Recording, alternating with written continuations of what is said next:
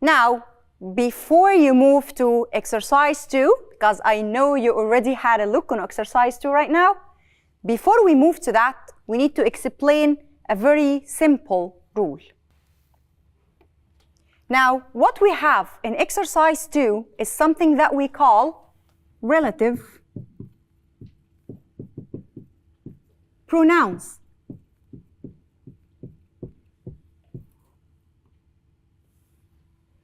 What do I mean by relative pronouns? Remember the last session when we studied but, and we said that I use but to combine two sentences which they give opposite meanings, one negative, one positive? I use relative pronouns for the same sake, for the same purpose. I use some words to join two sentences together and make them one sentence. What are relative pronouns? Relative pronouns that we are going to study today are who and which, where. But these are question words. Yes, they are question words. If they came at the beginning of the sentence, they are making questions. Like, who are you? Which dress are you talking about? Where are we going? But when I use them in the middle, they are not question words anymore. They are relative pronouns. Let's divide them. I use who to ask about people. Good job. So I use who to ask about people, a person. Which, I use it to ask about what? Things. Great. Anything which is not human. Where? Perfect. Places.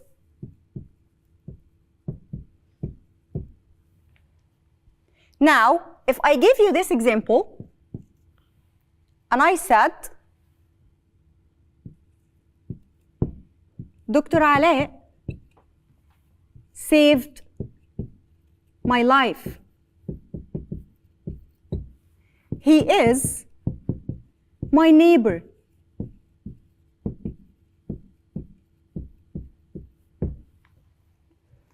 In the two sentences, I'm talking about who? Dr. Ali, exactly, in the first sentence and the second. So I have one person. I'm talking about one person. So why should I make them two sentences? I can make them one. It's the same information, the same person, same idea. So who talks about people? So if I want to put these two sentences together, I will do it as the following. Dr. Ali, who saved my life, is a doctor, is my neighbor, sorry. Dr. Ali, who saved my life, is my neighbor. The person who saved my life is my neighbor. In this case, they are not two sentences. I made them like one. I joined them, just using a comma. So who here reflects on Dr. Ali? But I never said he again, right? Because I used who. So when I want to join two sentences together, I have to find what is common between the first sentence and the second. The common between the first and the second was the man.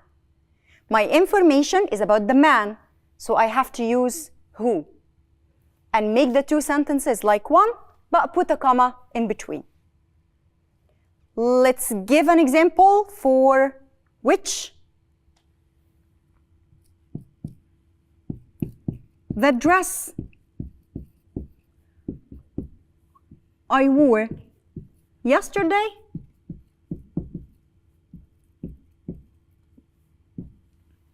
was red. Okay? So that's a sentence, right?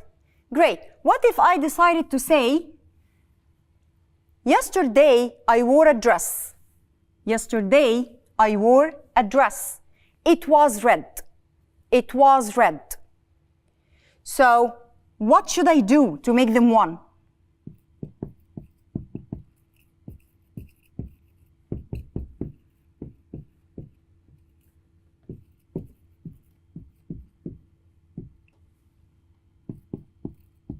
You think about it.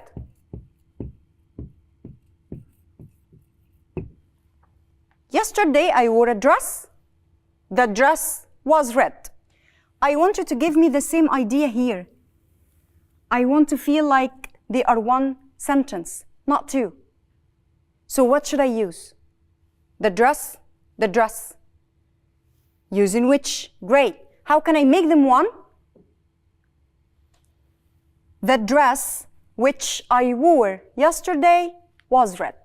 The dress which I wore yesterday was red. تقدر تتابع كل دروسك على تطبيق مدرستنا بلس. مدرستنا، المستقبل يبدأ الآن.